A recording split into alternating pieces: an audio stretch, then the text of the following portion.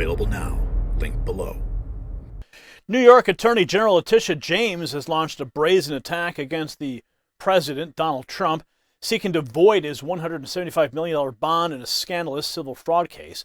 As the political persecution intensifies, Trump finds himself in the crosshairs of a corrupt system hell-bent on taking him down. But what's really behind this audacious move? Well, stick around for the special report as we uncover the truth behind the headlines. Now, in these tumultuous times, as political figures like New York Attorney General Letitia James wield their power to target individuals such as President Donald Trump, it's crucial to prioritize our health and well-being. And just as Trump faces a challenge of a questionable, quote, $175 million bond, we too must fortify our defenses. Testosterone, a natural supplement, can help boost testosterone and enhance recovery without the risks associated with synthetic steroids. Act now. Visit blackforestsupplements.com/news to buy 2 bottles of testosterone and get 1 free. Don't let external forces dictate your health. Take control with Black Forest Supplements. You'll find the link below. Now, in a stunning display of political persecution, New York Attorney General Letitia James, she's filed a motion to void former President Donald Trump's $175 million bond in a civil fraud case posted by Knight Specialty Insurance Company that was intended to protect Trump's assets from seizure following the $464 million judgment alleging he inflated property values for better loan terms. James, known for her relentless pursuit of Trump, has shockingly called into question the credibility of KSIC and the adequacy of the bond, and she demands that the court require a new bond with significant collateral, an outrageous move considering KSIC's solid financial standing and ample resources. Take a look. Andrew Cherkasky.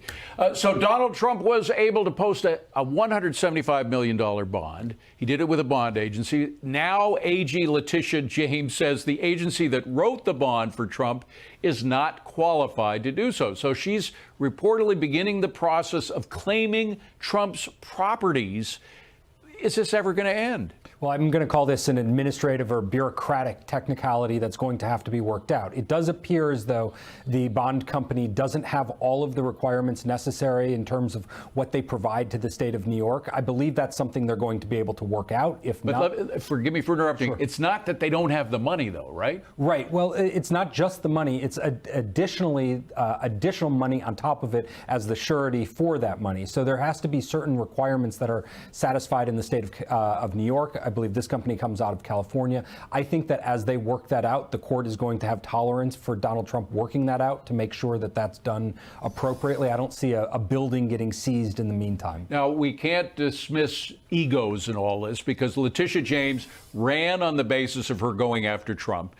She said she was going to pursue him until she got him in jail, et cetera. She lost hugely with that appeals court that reduced that initial fine that the judge who was working with her pulled out of the air, $454 million, reduced it by about 2/3. Is this her way of getting some kind of payback after that loss? Well, I think that took the wind out of her sails. You know, it seems as though she's desperate to move into one of these buildings. Maybe she should just fill out an application for rent in one of those buildings. But she wants in, and I think she wants to be able to get that victory before the election. It's going to be very difficult for her to do so because I think the appellate court is going to take its time, and they're going to have to go through all of these calculations. This is a huge case for them to get a decision before the election. So the same appellate court that handed her a defeat in terms of bringing down that bond so much is now going to be deciding on this issue of whether the bond agency can be used. Well, I believe the bond issue is actually going down to the trial court level. Okay.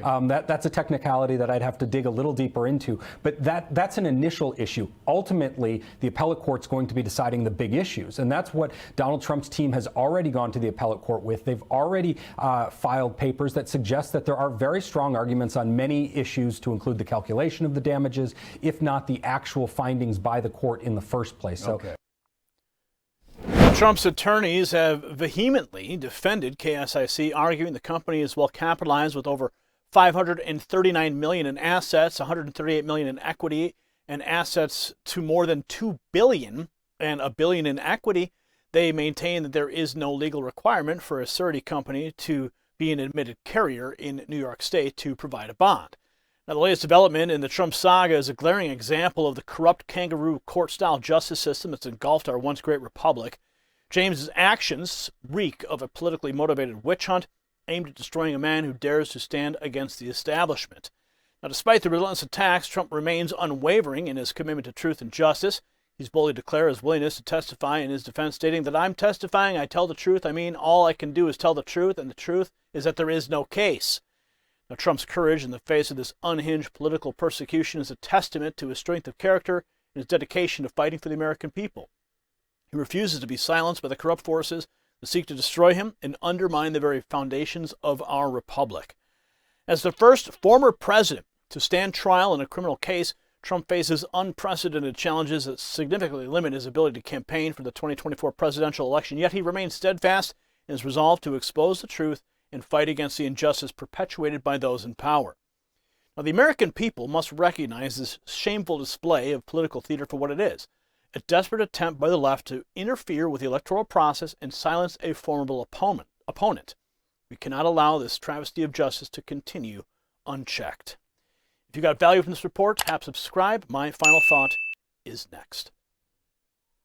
The persecution of Donald Trump by the New York Attorney General Letitia James is a chilling reminder of the depths of which our political system has sunk. This is not about justice. It's about power, control, and the silencing of dissent. As Americans, we must stand united against this corruption and fight for the principles that make our republic great. Trump's unwavering courage in the face of adversity is an inspiration to all of us. Congratulations, you made it to the end of the video. Now keep up your quest for truth with this next news report. And if you found our channel enlightening, join the millions who agree with you. Tap subscribe. Thank you for watching the Next News Network.